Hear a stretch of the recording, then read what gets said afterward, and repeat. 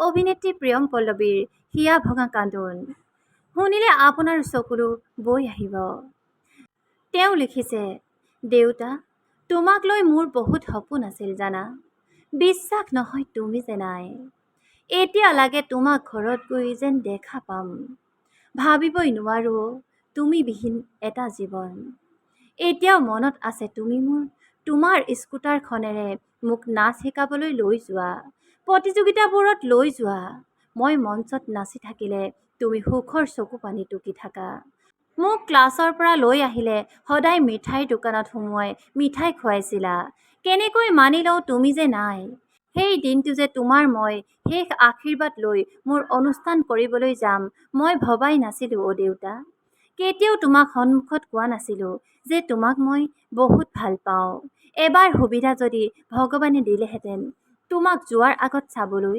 আজি মই যি হৈছো কেৱল তোমাৰ বাবে।